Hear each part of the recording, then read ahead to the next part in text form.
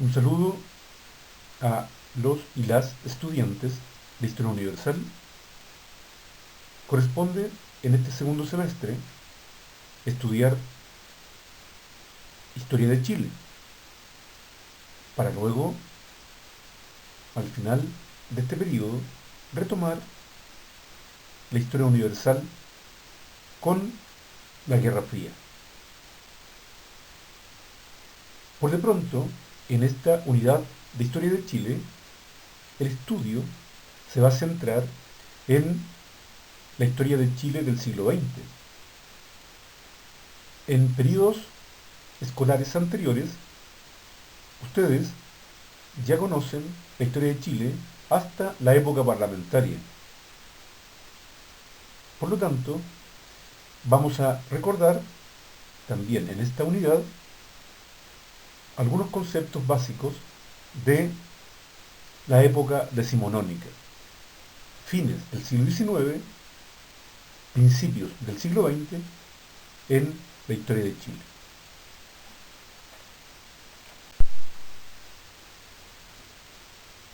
La época decimonónica, es decir, fines del siglo XIX y principios del siglo XX en la historia de Chile, se caracteriza por la presencia de una especie de parlamentarismo similar a los que existían en Europa por aquel entonces.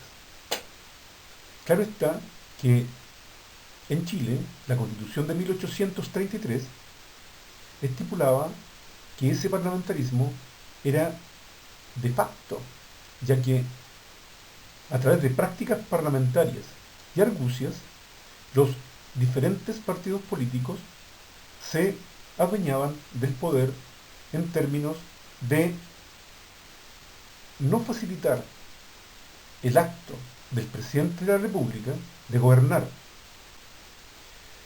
Para tal efecto, se reunían los parlamentarios y a través de estas prácticas parlamentarias, como la obstrucción del debate, como las interpelaciones y el voto de censura, impedían el buen gobierno de los respectivos presidentes de la República. Es en este contexto, durante la época parlamentaria, 1891-1925, es que van a surgir una serie de problemas sociales relacionados con la cuestión social, es decir, la afección del obrero, quien era sometido a la explotación del hombre por el hombre. Es también en esta época que Chile va a tener un auge económico como nunca antes visto gracias a la industria del salitre. Es en esta época en donde Chile va a tener niveles de crecimiento nunca antes vistos. Sin embargo, a su vez, la desigualdad y la pobreza serán dos fenómenos socioeconómicos de gran recurrencia. En 1920 aparece la figura de Arturo Alessandri Palma. Estamos en presencia del primer gobierno de Arturo Alessandri Palma, miembro del Partido Liberal, pero también de la oligarquía. Se opone a este parlamentarismo. Por lo tanto, entre 1920 y 1925 hay una pugna severa entre el poder ejecutivo y el poder legislativo. A su vez, estamos en presencia de los inicios de la crisis del salitre. A pesar de estas diferencias en política y de la crisis social y económica que vivía Chile, se presenta un fenómeno social de gran importancia, cuál es la relevancia que va adquiriendo la clase media, compuesta por profesionales, pequeños comerciantes, industriales, que van a dar una nueva estructura a la sociedad chilena. Entonces, el afán, el deseo de los partidos políticos ahora también estará en representar al sector medio.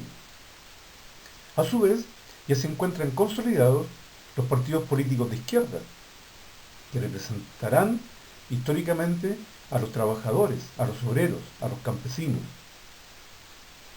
El Partido Comunista, presente ahora en la estructura política del país. El gobierno de Arturo Alessandri, 1920-1925, terminó con la intervención de los militares en política, cuando a través de dos golpes de Estado alteran el fin del gobierno de Arturo Alessandri. El ruido de sables y luego el golpe de Estado que repone al presidente Alessandri en el poder. Es en este contexto que en 1925 se formula la constitución política de ese año. Es aprobada en un plebiscito y luego promulgada y ejecutada a partir del 18 de septiembre de 1925. Entonces, con la instauración de la Constitución del 25, termina el periodo parlamentario y se inicia en Chile la República Presidencialista. La figura de Alessandri Palma estará presente como presidente de Chile también entre 1932 y 1938. Este personaje, así entonces, se constituye en el restaurador de la política y la economía del país en ese año, con importantes obras públicas. Sin embargo, a su vez, su periodo de gobierno está teñido con dos crisis sociales de gran magnitud. La matanza de Ranquil, en donde se reprimió al pueblo y a los mapuches, y la matanza del Seguro Obrero, en donde se asesinó a miembros del Partido Nacional Socialista Chileno que querían complotar en contra de su gobierno. Esta fase, 1932 y 1938, tendrá entonces luces y sombras de carácter político, social y económico. Sin embargo, esta etapa es reconocida como la fase en que Chile realmente aplica la Constitución Política de 1925 y el país, de hecho y derecho, se transforma en una república presidencialista.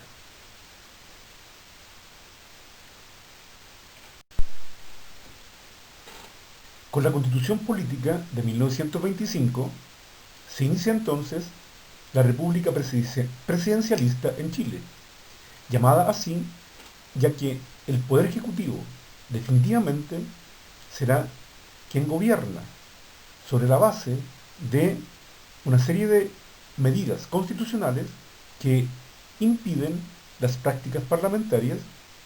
Por lo tanto, el presidente de la República tendrá la posibilidad de gobernar sin contrapeso. Esta constitución política, aprobada en un plebiscito y luego promulgada y firmada el 18 de septiembre de 1925, realmente se aplica desde 1932, durante el segundo mandato del presidente Arturo Alessandri. La Constitución consagra definitivamente la separación entre la Iglesia y el Estado. Ambos organismos habían estado unidos desde el período de la conquista y la colonia en Chile, pero ahora, por ley, son poderes diferenciados. El Estado asume el control de todas las funciones políticas que hasta entonces tenía la Iglesia. Y será una medida vital para laicizar las instituciones políticas en Chile. El país se divide en tres poderes del Estado: el Poder Ejecutivo, quien gobierna; el Poder Judicial, quien aplica las leyes; y el Poder Legislativo, que será el encargado de estudiar los proyectos de ley que emanan del propio Congreso o bien que son enviados por el gobierno, por el Poder Ejecutivo. La Constitución Política de 1925 entonces será la carta fundamental que regirá los destinos de Chile hasta 1973, periodo en que culmina la República presidencialista y se inicia la dictadura militar. En esta lámina podemos ver dos documentos históricos que se refieren a la Constitución Política de 1925. En primer término aparece el sello, la moneda recordatoria del acto de la promulgación de la Constitución Política el 18 de septiembre de 1925, y en segundo término un libro que contiene las actas oficiales en que se reunía la comisión que estaba redactando la Constitución Política de 1925. Cabe hacer notar que esta Constitución nos entrega una estabilidad política, social y económica durante décadas y llevó a Chile a ser un ejemplo de democracia en el contexto latinoamericano. Una vez que se aprueba la Constitución de 1925, Alessandri Palma renuncia a su primer gobierno y asume como presidente de Chile Emiliano Figueroa. Es el pleno periodo de la crisis del salitre. Había una gran ebullición social. El presidente tuvo serios problemas con los militares, con funcionarios públicos, dirigentes sindicales, partidos políticos, incluso divergencias con el Poder Judicial a través de la Corte Suprema y el Poder Legislativo con parlamentarios de diversos partidos políticos. Y esto lo llevó a la renuncia a la presidencia.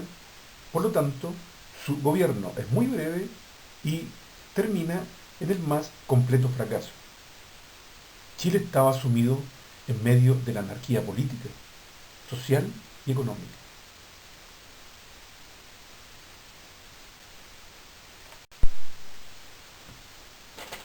En medio de la crisis política y económica, social, que vivía nuestro país en el año 1927, los militares asumen el control político de Chile a través de la figura del coronel Carlos Ibáñez del Campo. Él era vicepresidente del gobierno de Emiliano Figueroa, hay elecciones y sin candidatos opositores se le nombra presidente de Chile. De inmediato el ejército lo asciende a general. Por lo tanto, el periodo político que transcurre entre 1927 y 1931 es conocido como la dictadura del general Carlos Ibáñez del Campo.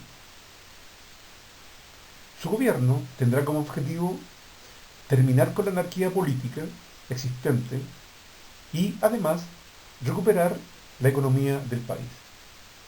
En un primer término, en relación a lo económico, tendrá éxito, ya que se recuperan algunos mercados del salitre en el mundo. Sin embargo, la crisis económica de 1929 golpea fuertemente a Chile, producto de los nexos del país con Estados Unidos y además producto de la inoperancia del gobierno para superar este trance económico. Respecto de la anarquía política, esta es superada tras la aplicación de la represión en contra de los opositores. Por lo tanto, su gobierno tendrá al final un desenlace traumático cuando, producto de la ebullición social, huelgas, paros, tomas, ollas comunes, etc., tras esa ebullición social, el general Carlos Ibáñez del Campo se ve en la obligación de renunciar a su gobierno. Entre 1931 y 1932 existe una total anarquía en Chile, se suceden diversos gobiernos, hasta que en las elecciones políticas de 1932 nuevamente aparece la figura de Arturo Alessandri Palma para iniciar su segundo gobierno y con ello la restauración política y económica del país, situación ya explicada en esta clase.